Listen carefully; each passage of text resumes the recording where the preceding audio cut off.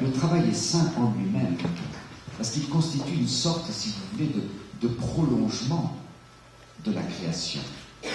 Hein, on conserve la nature, on la développe, on la transforme, il la perfectionne, la création, il la met en valeur, il l'oriente, il organise la vie sociale. Et tout cela est comme dirigé vers toute la famille des hommes et ultimement dans son accomplissement dans le royaume de Dieu. Prolonger l'œuvre de la création, vous savez, c'est d'une certaine manière faire sienne l'action divine, y coopérer.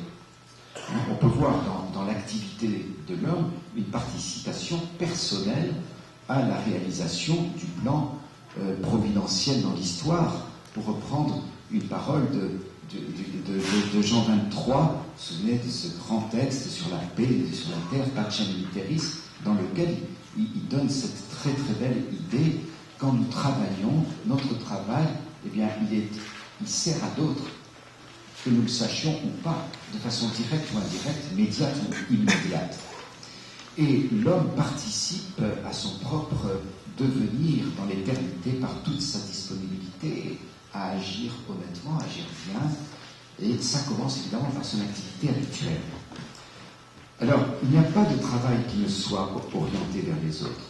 Et donc, il dépend finalement de chacun de placer sa propre activité dans une, je dirais, une direction ou de service ou de communion. Vous savez, opérer pour la justice, pour la paix, ça introduit de facto l'homme dans la sainteté. En tout cas, ça l'y prépare. Ça l'y prépare. Et parce qu'il est aussi l'objet, finalement, d'une instruction souveraine du Créateur, eh bien, le travail est une activité sainte. La sainteté de l'homme, c'est un peu comme la sainteté de l'œuvre de la création du monde par Dieu. C'est en vue de l'homme que toute chose a été créée, mais c'est en vue de Dieu que le travail va refléter sa sainteté d'origine. Alors, en vue de Dieu et sous le regard de Dieu. Vous savez, dans la vie cachée de Jésus, nous avons l'image simple qui pourrait le mieux évoquer la sainteté du travail. Celle d'un enfant, d'un adolescent, d'un adulte, déjà, qui travaille sous le regard de son père. Et le travail est saint quand il est fait avec confiance sous le regard du père. C'est pas compliqué, finalement. C'est beaucoup moins compliqué que nous le pensons. Alors, l'homme travaille pour les siens, bien sûr, sa famille, ses enfants, sa femme, sa famille, mais il travaille aussi pour d'autres. Et son labeur contribue à toute la société, au bien commun de la société, à élever toute la société. Le travail aussi, accompli par les époux, est marqué d'une façon spéciale par l'état conjugal qui est le leur. On peut dire, si vous voulez, que c'est un travail qui a je ne sais pas comment dire, mais qui a une qualité conjugale. L'état d'époux ou d'épouse transforme le travail. Comment ? Eh bien, au plan de l'expérience personnelle, l'homme se rend bien compte, l'homme et la femme, nous tous nous rendons bien compte que nous ne travaillons pas du tout de la même manière comme époux, ou comme père, ou comme éducateur, lorsque nous travaillons pour nous-mêmes. Travailler par amour des siens, et par extension, travailler par amour des autres, c'est faire de son travail une offrande agréable à Dieu. Quand on se réunit le dimanche pour célébrer l'Eucharistie ensemble, eh bien, il y a une prière que le prêtre fait qui est très émouvante, qui dit tu es béni, Dieu de l'univers, toi qui nous donnes ce pain, fruit de la terre et du travail des hommes, nous te le présentons, il deviendra le pain de la vie, etc. C'est finalement pas rien, c'est toute notre activité, notre travail, que nous avons l'audace de présenter à Dieu pour qu'il la transforme dans le corps du Christ. C'est pas banal quand même. Ça vaut la peine de se pencher un tout petit peu sur le travail comme médiation de sainteté dans la vie familiale et conjugale, je crois, et dans la communion de l'Église, il me semble. Bien. Alors, vous voyez, le labeur de l'homme, ses difficultés, ses peines sont unies aux souffrances du Christ, et elles acquièrent une certaine valeur que nous ignorons, mais que nous connaissons dans l'espérance et dans la foi. Alors déjà, par le don de même que les époux se font l'un à l'autre, ils manifestent une certaine dimension eucharistique de l'amour conjugal.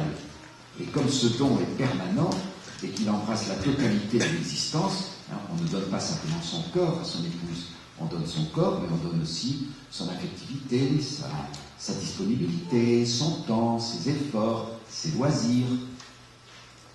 Il y a toutes les activités qui sont reprises, eh bien, ce don tend à s'épanouir en une communion élargie et il englobe toutes les activités qui reçoivent ainsi de Dieu, qui les agrée leur plus haute sainteté. Alors, nous savons bien, et Madame Beaujard l'a dit mieux qu'on pourrait le dire, que le travail est vraiment souvent un lieu d'ambiguïté. Alors, il peut devenir une idole, d'autant plus dangereuse. Je veux dire pourquoi l'idole du travail est dangereuse, c'est parce qu'elle cache une autre idole, souvent. Et vous savez, souvent on travaille toujours davantage, mais par une motivation, soit par un désir encore plus grand d'argent, ou un désir encore plus grand de pouvoir, ou un désir de domination, quand l'ambition naturelle et légitime est faussée par des choses disproportionnées et qui manquent à ce que Mme Beaujard disait quand elle parlait de la sobriété, terme tout à fait adapté aussi dans ce domaine. Et le travail peut devenir le lieu d'oppression. Il peut devenir aussi, au contraire, de la part de celui qui est opprimé, un lieu d'esclavage ou d'humiliation. Alors le travail est un bien, mais il possède, on l'a bien compris, ses vulnérabilités. Et un déséquilibre dans l'activité professionnelle peut être la source, hélas nous le savons trop bien, de difficultés dans le couple. Privant par exemple la famille de façon excessive de la présence du père, parfois aussi de la mère, les rôles sont redistribués, on l'a bien compris, et donnant aux enfants l'impression que le travail est la seule valeur honorée à la maison. C'est quand même pauvre. Au contraire, quand le travail occupe sa vraie place, il devient plus facile aux parents d'en communiquer aux enfants une saine estime. Et je pense que pour les enfants et les adolescents, pour lesquels le travail s'identifie aux études secondaires ou universitaires, eh bien, on retrouve la même chose. Là encore, on trouve des déséquilibres possibles lorsque le travail ne s'inscrit pas dans un cadre global de développement personnel et familial.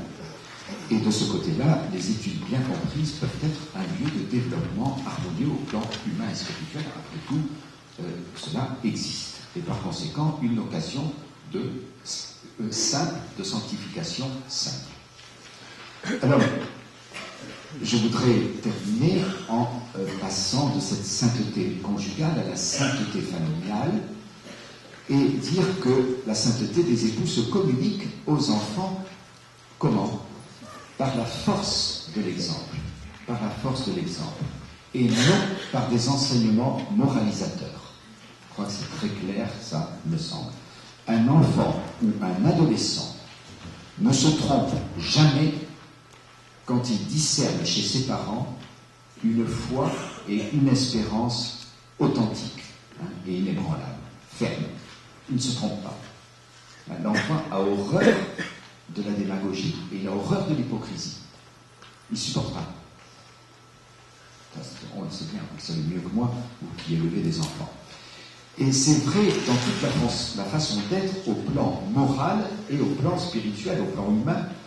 Quand des parents sont foncièrement intègres et honnêtes, il y a de grandes chances pour que ces vertus personnelles soient transmises par la force de l'exemple aux enfants. Et au-delà des valeurs humaines qui valent pour toute cellule familiale, les parents chrétiens transmettent à leurs enfants tous les éléments aussi d'une vraie spiritualité.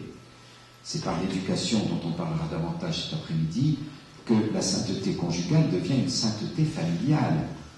Et je ne développe pas donc ce point, mais quelques tout petits aspects sur ce point qu'on peut rappeler. C'est conformément à notre tradition finalement chrétienne, les parents ne privent pas leurs enfants de la grâce fondamentale du baptême. Vous voyez, c'est une sorte de responsabilité d'un parent chrétien de baptiser un enfant sans le priver du dynamisme de la vie théologale qui va se déployer en lui bien avant l'âge de raison. Bien avant l'âge de raison. Car il existe une vie de la grâce dans l'âme de nos enfants, de tout homme, avant même qu'il n'en soit conscient parfaitement. Et s'ils sont convaincus que les enfants leur ont été confiés d'une manière providentielle que nous ne savons pas très bien décrire, mais la providence divine, eh bien le premier souci devient alors de favoriser chez chacun des enfants un contact personnel et familial avec Dieu. Où donc l'enfant va-t-il apprendre que Dieu l'aime et qu'il va être heureux s'il lui rend son amour, si ce n'est dans le berceau naturel de la famille.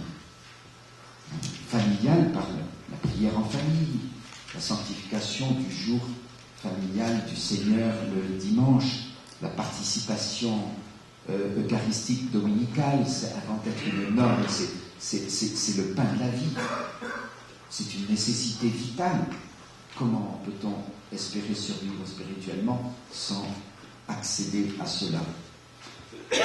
Alors, au plan personnel, avec tout le respect et la discrétion qui s'imposent dans ce domaine, il est toujours possible de favoriser des moments de prière personnelle.